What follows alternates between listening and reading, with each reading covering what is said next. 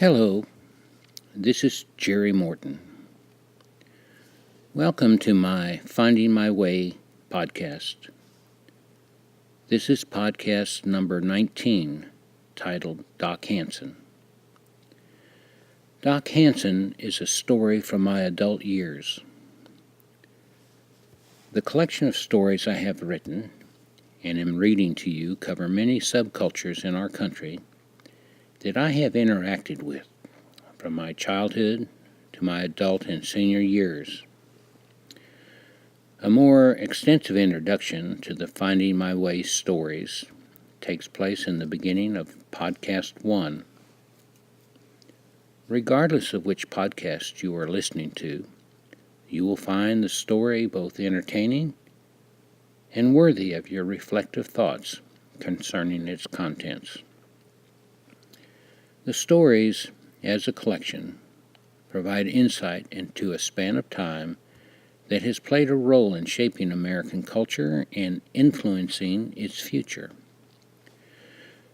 The stories provide you with a sense of admiration for the culture's collective courage and our country's commitment to justice and its optimistic willingness to address new challenges. Doc Hanson. That second and last year of graduate school at the University of Tennessee was intense. It was moving fast. The lack of a break from the intensity, even when a major hurdle had just been accomplished, produced a great deal of stress for me. Where was it all going? If I graduated at the end of the school year, where would I find a job? No doubt we would have to move. In 1973, the big cities in Tennessee were the only ones employing doctoral level school psychologists. All of their positions were filled with competent young adults. They were not about to leave their jobs, and the systems weren't about to hire new ones. They were strapped for money. It wasn't reasonable to expect them to be adding new positions for doctoral level school psychologists. There didn't seem to be any relief from the stress, with one exception. Reading the Edgar Cayce material gave me hope that there was more to life than jumping through hoops. I really didn't know what to make of Cayce's many readings about people's past lives. I was unaware of any way to validate that aspect of his readings. The same is true for his readings about Atlantis and the spiritual side of his trances. Still, the medical readings could be validated according to material I had read. Maybe the reincarnation stuff was real too. I just didn't know what to make of that. Overall, the readings gave me hope. They helped me manage my stress levels. Of course, there was no one I could converse with in great detail about the Cayce material or other similar material I was reading. They would consider me to be having a breakdown, or so I thought. I did share some of my interest in psychic phenomena with a few close friends in graduate school. To my surprise, they seemed to have a strong interest in the subject as well. We agreed that it would be interesting to investigate the phenomena, if we ever had the time to do it. It was a big surprise to learn that a fourth-year school psychology graduate student in the education department had written a book about a psychic in Chattanooga, Doc Hanson. I made a point of introducing myself to the guy. I wanted to know about his research on Doc Hanson and how to get a copy of the graduate student's book. The guy was quite open about the information he had collected on the psychic. He reported that there had been a lot of personal testimonies from people Doc Hanson had given readings to about the accuracy of what he had told them. Doc Hanson had been written up in several major newspapers and covered in numerous radio shows, the graduate student reported. I obtained a copy of the book. My acquaintance, the author, went into great detail about his interviews of individuals who had reported on the accuracy of Doc Hanson's readings and predictions for them. His research confirmed the claims of several of Doc Hanson's supporters. It was true that he had difficulty finding some of the people referred to in newspaper stories who were quoted in support of Doc Hanson's psychic talents. But that was to be expected. It was exciting to know that there was a real psychic in just 100 miles south of Knoxville, and that he was giving readings to the general public. I wanted to try to get a reading from him. Maybe he could tell me what was about to happen. Would I be able to graduate at the end of the year? Reportedly, no one knew of another graduate student who had completed the doctoral program in school psychology in 2 years. Many students who entered the program with a master's degree, as I had, spent 5 or more years to complete the program, I was told. That was why I had been advised that it would take me at least 5 years to graduate from the program. If I were lucky enough to get through the program, where would I find a job? Doc Hanson might provide me with the guidance I needed to allow me to correctly steer myself into the future. After I discussed the information I had about Doc Hanson with my wife, we decided to just drive down to Chattanooga one Saturday to his office and see if he would do a reading for me. In the book about Doc Hanson, it was stated that you didn't have to have an appointment to see him on Saturdays. He saw people on a first-come, first-served basis. Often more people would want a reading on Saturdays than he could give. It was important to get there as early as you could so that you would have a chance of being seen. He charged a fee for his readings, but the book didn't say how much it was. My wife and I agreed that I would take $20 to pay for the reading. If he were a true psychic, he would know that we couldn't afford any more than that. Actually, $20 was a big dent in our budget. It took an additional $5 to cover the cost of lunch and sodas while I waited. $25 on non-essential expenses was a lot to spend in 1973. With inflation added into the calculation, I would estimate that $25 then would be $175 today. That's a lot of money to take out of most people's monthly budget, and certainly a lot to take out of a graduate student's budget. I could hardly sleep that Friday night. The plan was to get up at 5 a.m., dress, eat breakfast, and be on the road at 6. That way I should arrive at Doc Hanson's office right at 8 a.m. and be one of the first to be put on his waiting list for the day. I was excited and nervous. What if he told me some things that were really negative? Would I be able to deal with it? Even worse, what if he were like Vivian, the Southern comfort drinker, who had been so far out with her predictions that I knew she was a fake? Deciding what to wear seemed like a task that would never end. It wouldn't be appropriate to wear my sport coat and a tie. I wanted to look nice, but not overly casual. After all, this guy might actually be able to see who I was. If he were a true psychic, he'd know me right off when I walked into his office. That seemed to be the way it was with Edgar Casey.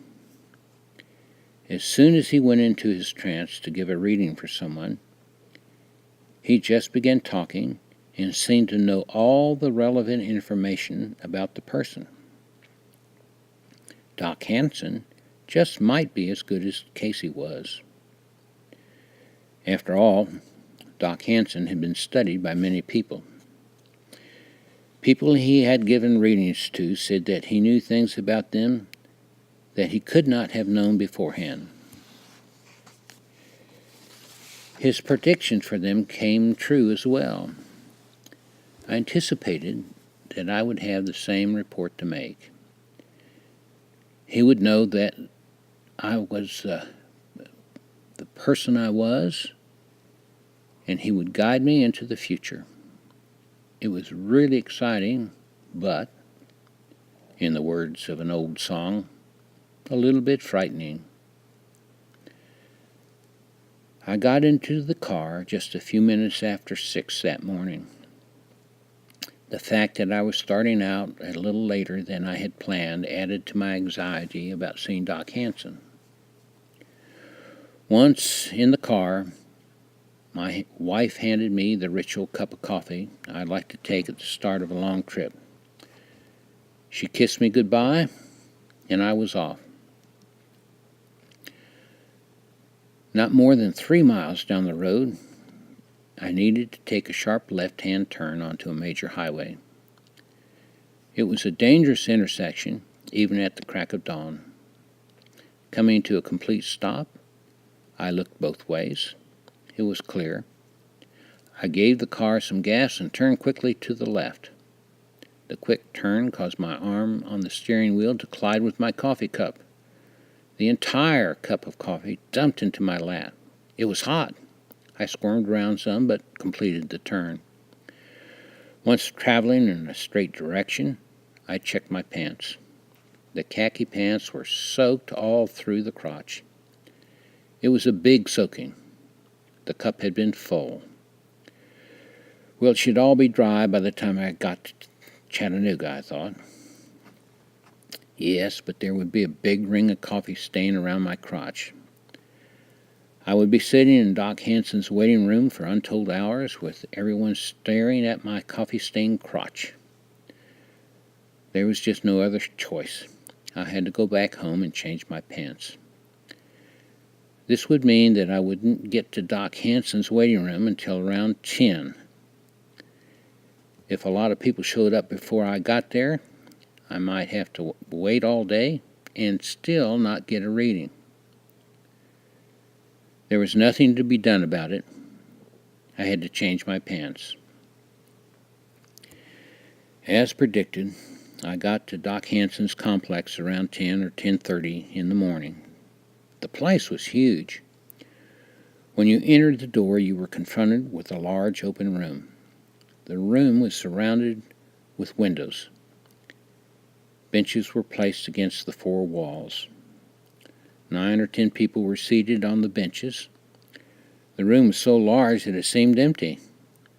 In one corner of the room sat a big black lady. She was behind a desk. "Come in, sir," she cried out to me with a big smile on her face. "You're here for a reading from Doc." "Yes, ma'am." "We'll sit you down on one of those benches. It won't be till noon or afternoon that he'll be able to see you. Is that going to be okay?" "Yes, ma'am." "Maybe you won't have the chance to see you there with all these people here and all, but I think you've got a chance. Sit down now. I got your number. I'll tell you when you can go back on to see him." She instructed me as she nodded her head to her doorway behind her that I had not noticed until then. I wish I had brought something to read. After the first hour, the time dragged on. It took an hour before someone exited from the door behind the lady guarding it, and she pointed at one of my fellow bench sitters to go on back to see Doc Hanson.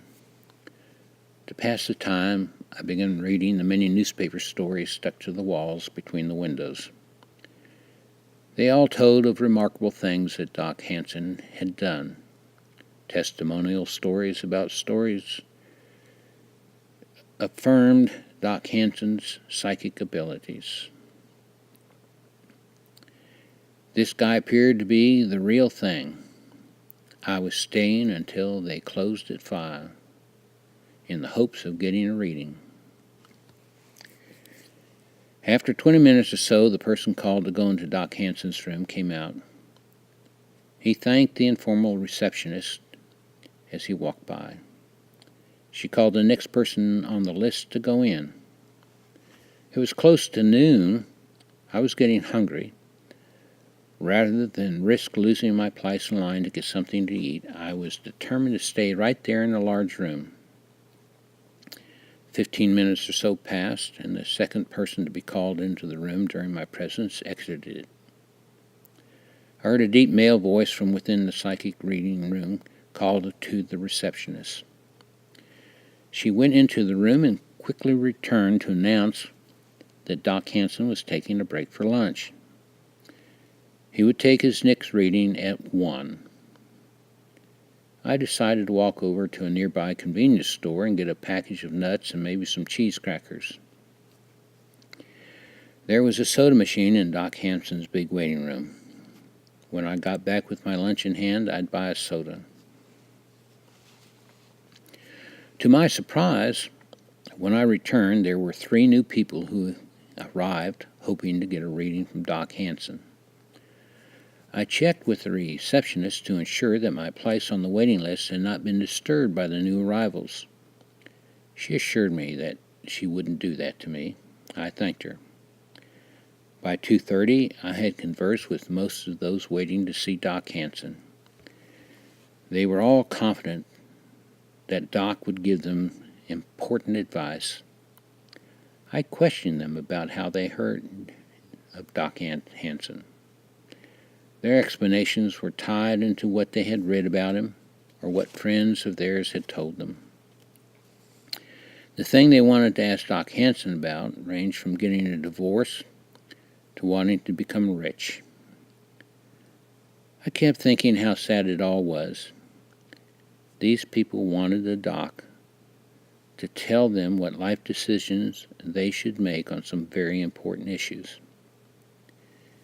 If Doc Hanson really wasn't a psychic, if he was just making up his answers, these people were in serious trouble. This psychic business was risky for those willing to pay for answers. The doc could be like Madame Sophia. That would be a disaster. Some of the waiting souls that were here when I arrived began expressing disappointment about how long they had been waiting. They had other things they had to do that day. Gradually, several decided to leave and try to come back on another Saturday when there weren't so many people waiting to see them. If the few remaining people ahead of me spent a half hour less with Doc Hanson, I would get to see him around 4 or 4:30. That was cutting it close, but it looked as if I would be able to get a reading from him. It was worth the wait. Around 3:15 that afternoon, a speedy taxi drove up to the waiting room door. A middle-aged woman rushed from the cab and into the waiting room. She ran to the receptionist and stated that she had to see Doc Hanson. She had flown in from Chicago. As soon as her plane landed, she explained, she caught the cab and rushed over here. The receptionist explained that she would have to wait her turn. She could go in after me. Everyone waiting to see Doc Hanson that had arrived after my arrival had done the math. They had all left. I would be the last person Doc Hanson would see. The lady asked the 2 people ahead of me if she could take their place. She had a family emergency that she had to get Doc Hanson's advice about. It was critical that she see him that day. They told her that they, too, had important questions to ask Doc Hanson. They were sorry, but they could not let her have their spot. She came to me.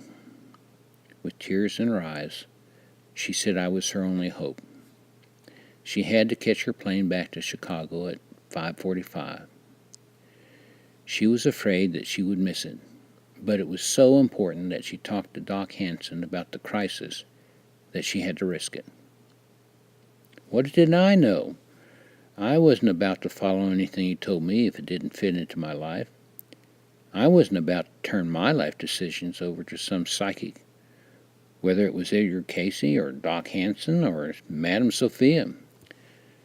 Nothing in my life was about to pivot around what Doc Hanson said. Sure, I thought, you can go ahead of me, lady. She was so pleased. She clasped my hands in hers and asked God to bless me. Sitting beside each other while we waited for the last two to conclude their sessions with Doc Hanson, the lady and I talked. It was clear that she was very, very wealthy. You would think that someone with all the money she had wouldn't have such dramatic problems, that she would fly down from Chicago to ask a psychic about them and then fly immediately back to Chicago. It caused me to reflect on the things we pursue to gain our happiness and how little happiness many have when they have attained the objects of their pursuit. I guess it was about 4:15 when the Chicago lady was called into Doc Hanson's chamber. All of the other hopefuls had left. I was the only one waiting, hoping to get the last reading. Around 4:45, she came rushing out of that room, waved goodbye to me, and ran into the taxi that had been waiting for her all this time. I heard Doc Hanson call to the receptionist. That's all. That's the end of the day. Tell the rest they'll just have to come back another Saturday. Oh, Doc, let me talk to you, she said, entering his chamber. I could make out voices talking, but had no clue as to what was being said. Returning to the reception room, beaming with a big smile, she said, Doc, we'll see you now. The room was dark. It took a minute for my eyes to adjust. Doc Hanson sat behind a big desk. He was a large man. He was quite tall, clearly several inches over 6 feet. His shoulders were wide. This guy had been an athlete of some kind in his youth. I guess he was in his 70s at this point. However, he was still lean and fit. Sit down, he said, motioning a chair slightly off-center from his desk. You've been waiting a long time. Yes, sir. About 10 or 10:30 this morning. Yet you gave that lady your slot to see me. You are a kind man, he said with a fatherly smile. Thank you, sir. She seemed to be very stressed and to need your guidance. Well, yes. Now tell me your birth date, the time you were born and where you were born. The longitude and latitude of your birthplace is important. I gave him the information. With a big grin and leaning towards me, he said, I was born in Duluth as well. It's good to be with a Minnesotan again. This is very good. Oh, this is very good. Your birth date, the time of your birth in Duluth. My goodness, this is so good. Before we go on, the reading is $50. I was stunned. In my wildest imagination, I never dreamed the reading would cost such a huge amount of money. I sputtered, I don't have $50 with me. I've got a $20 bill and maybe $3 and some change. I'm sorry, but I have to have the money up front. My mind rushed through so many thoughts. He was for real. He was famous. I needed to have his insights. People from Chicago flew down here just to get a reading from him. I wanted this reading. I have a check in my wallet. I could write you a check for the $50. Even as I spoke these words, I knew how hard it would be for us to be out $50. It just couldn't be helped. This was the chance of a lifetime. My wife would understand. We would make it. No, I can't take a check. I used to do that, but so many people wrote me bad checks. I just can't take checks anymore. Well, that's it. I can't pay. Thank you for talking with me. I'm sorry, too. Your chart is most unusual. I turned and left his counseling room. The receptionist had left. By the time I got home, I was chuckling to myself about the encounter with Doc Hanson. It would be a great story to tell. My desire for a reading from Doc Hanson never returned.